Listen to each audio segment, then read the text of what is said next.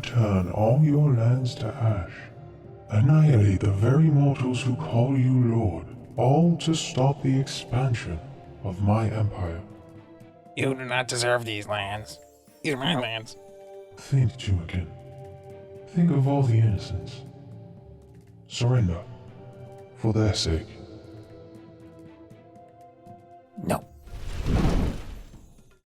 After Tumakin performed the divine version of taking the ball and going home, the Caridian lands, which were once known as lush and fertile, became a desert wasteland, with pockets of civilization thriving only along the river Elid. Ironically, the namesake of that life-giving river, the goddess Elidinus, was seemingly MIA this whole time. The Caridian lands fell into chaos, Tumakin was dead, and all the other Menethite gods were off doing their own thing. Amasket was probably the most hands-on in the region, but that wasn't necessarily a good thing. By this point, she'd already abandoned her duty as the goddess of rebirth and reincarnation, and instead started eating souls, as one does. Because the Caridian lands were plagued with monsters and demons and the like, Amasket, disguised as a mysterious woman, gathered up a group of individuals who all shared the desire to rid the world of these beasts, and thus the Order of Slayer Masters was born. It wasn't until Cadillacs, while hunting a uniquely large banshee, ventured under Polnivnij and discovered a strange machine bearing the mark of the Devourer, Amasket. With every creature they slew, they granted the Devourer more and more power. In his attempt to destroy the machine, he was cut down by Amasket, cursing his spirit to remain bound to Galenor. Upon learning this, the other Slayer Masters fled the Caridian lands, vowing to spread their Slayer knowledge across the world. But Physa, the spirit we meet within the sunken pyramid, stayed behind. She too was killed by Amasket and bound to the pyramid. What was once the home of the Order of Slayers became her prison. The irony in all this, was Amasket really the bad guy here? The monsters were causing problems for the people of the desert, and she built a force capable of combating that threat. What makes her wrong? In fact, why did she need the subterfuge? Was she unable to find 8 people willing to help the Devourer collect the souls of these monsters? And somehow the Slayer Masters aren't evil, even though they send you off to kill like dwarves and elves? Bit odd if you ask me. Sounds like some Ixthlaran propaganda. Whatever. Power is power, XP is XP. We're not going to stop slaying just because the techniques originated from Amasket in some indirect, convoluted fashion. Today, we're going to be slaying. Slayer may be a skill that's been min-maxed out the ass, but because of the randomness of the tasks, I can't project the trajectory of how I'll train this skill. I can't outline any sort of plan beyond get, task, do, kill. What I can do is discuss stuff about the various tasks I do get, and that's what we'll do. Lore, opinions, and loot. Welcome to just background noise, I guess. If you want to know what relics you should use if you're also doing this grind, it's kind of a matter of personal opinion. I mean, I'm sure there's some optimal loadout, and if you want to do optimal DPS on task, you'd probably go with PVM relics. And if you want to eke out just a little bit more XP, use the Inspire Love relic power. For me, I'll be using Slayer Introspection, which lets me choose between the maximum and the minimum amount of monsters when getting a task, and Death Note, since we're going to need bones for necromancy. This will obviously make collecting them easier. I've got the Bone Picker upgrade from the Ark, so all bone drops are not only noted, but they're picked up automatically. Ashes are noted as well, but I still have to loot them off the ground. I could use urns to clean up those ashes, but then I'd have to make a bunch of urns. Picking up the noted ashes is just much easier.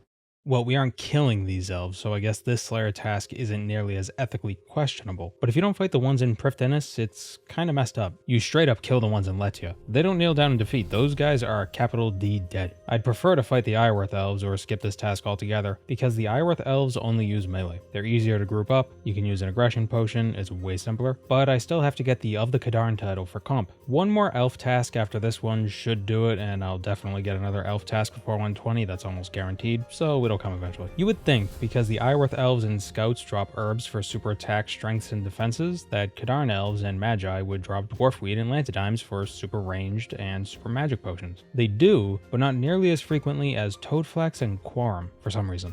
I've heard a rumor that the bone fragments you get from Raptor Slayer tasks will be useful for necromancy, so maybe we should do some Raptor tasks. Anku. The Raptor has some of the weirdest tasks. Ripper demons, living wyverns, Zemarigal's undead, Anku and lesser demons. What?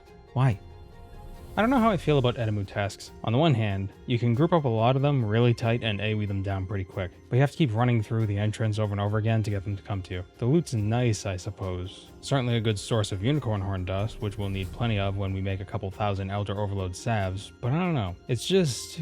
boring, I guess. They're probably more fun when you could sell the blood shards. They are based on an ancient Mesopotamian utuku, a spirit demon thing. So at least that's interesting. They were a vengeful spirit of the improperly buried who would sometimes possess the bodies of those who break cultural taboos. Spooky. I wish our modern superstitions were interesting like that. Not like, oh, you break a mirror and you have 7 years of bad luck. It's like, that's vague. Imagine instead it's, don't sit directly next to someone on a train if you can avoid it, or else you might get possessed by a ghost.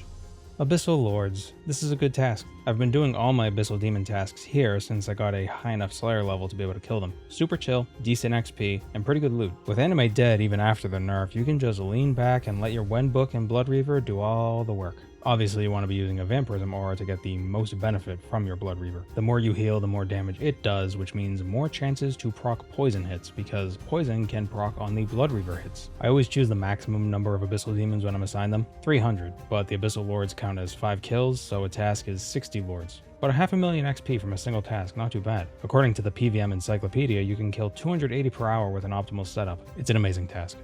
Oh, the Raptor wants me to kill some armored phantoms. We did get some Cursed Amasket sand not too long ago. You can use it on a new Shabti to increase the chance of capturing a soul by 50%, and there's nothing I'd love more than to get one of these phantoms out of this cramped crypt and into my pyramid. 6 kills into the task and we got the soul. There's definitely a question regarding the metaphysics of the soul if phantoms aren't just a soul, but also have a soul, but that's something for Galenor's duelists to deal with. And here's your new home.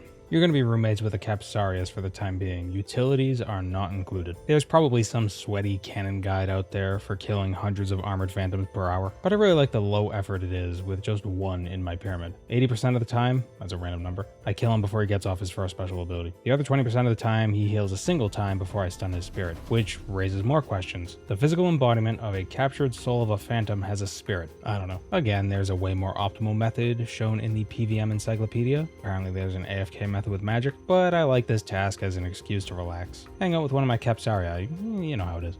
I swear, every time I forget to have the replay buffer running is when I get an interesting drop. Sifu, the attack pet. Sifu was actually the last combat pet I needed. Or, well, the last combat pet I needed that you get from doing combat. I still need the prayer one, but you don't get that from doing combat, so you know what I mean. Although I'm not sure why I'm just now getting the Jack of Blades achievement. This is my 7th combat pet. Was that a glitch?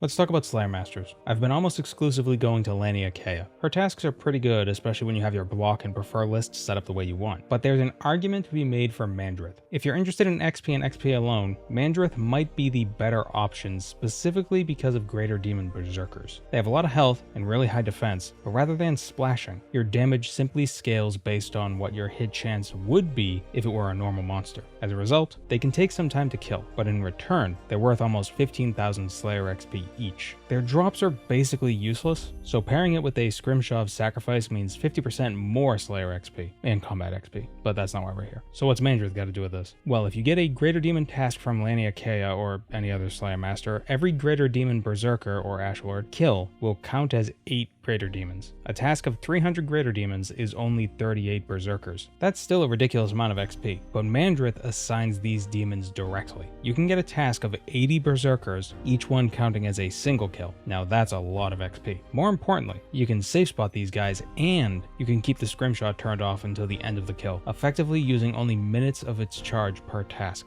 And that's not all. That perk you get from the Fort 4 and 3 Guardhouse, the one that gives you a 3% chance to execute Slayer monsters when using an ultimate ability on them, it can proc on these guys. A Zook empowered Deadshot hits 7 times, each hit having a 3% chance to instantly kill the demon. Over the course of the dot, that's like a 20% chance to instantly kill the thing. So you can kill them pretty quick if you're equipped. But is it really worth it? Maybe if you're a low level Slayer and don't have access to high XP tasks like Ripper Demons or Abyssal Lords, it might be worth your time. The Raptor assigns Greater Demons, and all you need to access him as a Slayer Master, as far as I'm aware, is the quest Unwelcome Guests. So, level 10 Slayer, a low-level player with 10 Slayer could, in theory, get assigned 200 Greater Demons and safe spot the Berserkers incredibly slowly and finish the task with a Slayer level in the low 60s. I wouldn't recommend it, but you could do it. For me, I'm going to stick with Lania Kea. The fact that Mandrith ignores your block list is reason enough not to use them. For me. I do have to say though, I love the way these new demon models spawn into the world.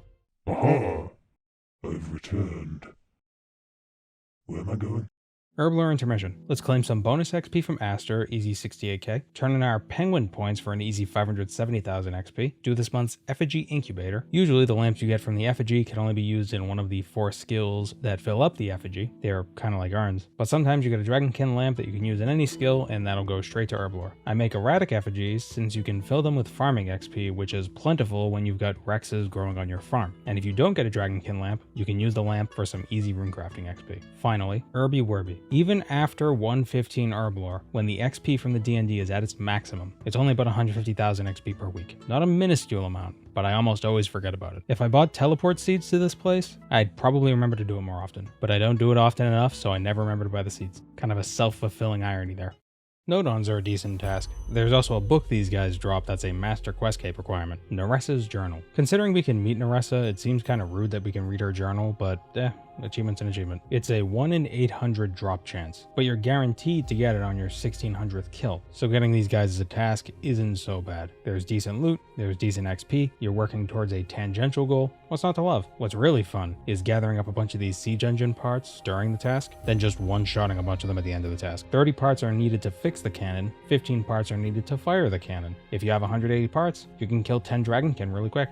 Tormented Demons. Not much to say about them. You can toggle on and off the option to be assigned these guys. I opted to keep them toggled on just for the occasional chance at a second pair of dragon limbs if I ever want to make a second Ascension crossbow. It's an easy task anyway, so I don't mind. There's probably a million of the same guide on YouTube, but here's a TLDR version anyway. Legacy mode, on. Main hand, Darklight. Upgraded from the Dimension of Disaster post-quest reward shop. Offhand, some kind of ranged weapon, preferably an ammo-less one like a Crystal Chakram or a Shadow Glaive. Familiar, Ice or Smoke Nihil. You'll be attacking with all 3 combat styles, so the demon will be constantly switching its prayers. Use a Vampirism aura for the ultimate AFK. Recommendation, catch a soul and put it in your pyramid so you don't have to deal with the other demons aggroing you. Makes it a lot easier.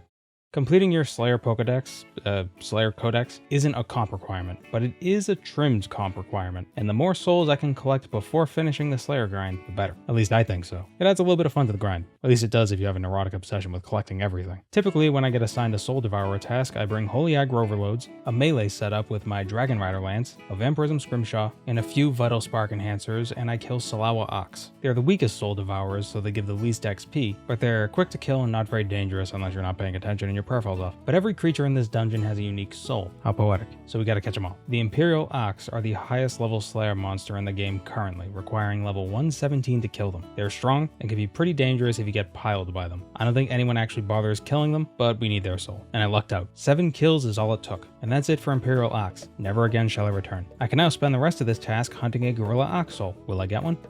Here's something different, Arc Slayer contracts. So you get a Slayer assignment of sorts from Ling on the island of Amanishi to kill Acolytes of Seryu. With a Dragon Charm, you can enter the Amanishi spirit world and kill Arhats. But being in the spirit realm consumes 1 Dragon Charm per minute, so you need to keep a decent supply of them with you, kinda like the Warrior Guild tokens. However, the Arhats sometimes drop charms, and if you drink a charming potion, they'll instead drop 2 charms. You'll likely leave with more charms than you went in with. The reason I want to kill these guys is because they have a 1 in 1024 chance of dropping Seryu's Claw, an item which can be combined with Seryu's Fang, purchased from Bonnie on Waiko if you have the claw with you, to create Miyuzari, a tier 85 spear. Cool, so what? Well, not only is the claw a drop log item, so I need to do this grind if I wanted to go for the Ultimate Slayer title anyway, but you need a spear to effectively kill the corporeal beast. Yes, there are other options. A chaotic spear is a lot easier to get, the Spear of Annihilation is a lot stronger, but the former is weaker than Miyuzari, and the latter is rare as hell. But why do I care about killing corp? You know that list of items Jagex released in the Necromancy First Look news post? The list of existing items used in Necromancy? There's a Spectral Spirit Shield on there. I don't know why, no one knows why. Well, some people know why, the Jagex knows why, but we don't know why. But if it's really important, it might be useful to get before Necromancy releases, right? Since I can get Slayer XP from killing these guys while contracted by Ling, I figured why not work them into the Slayer grind? Best case, I get a claw soon. Worst case, I get sick of this and walk away with some Slayer XP. So I killed 700 of the things and I got sick of it. 118 Slayer from Stalker Creatures. You know, these guys have some interesting lore. They're more or less the Wi-Fi enabled sensory organs of a sentient flesh asteroid with a stone brain hurtling through space. Let's Discuss RS made a video about them with the help of Cathar. Why don't you go give it a gander if you're curious about Ocularis? Link in the description.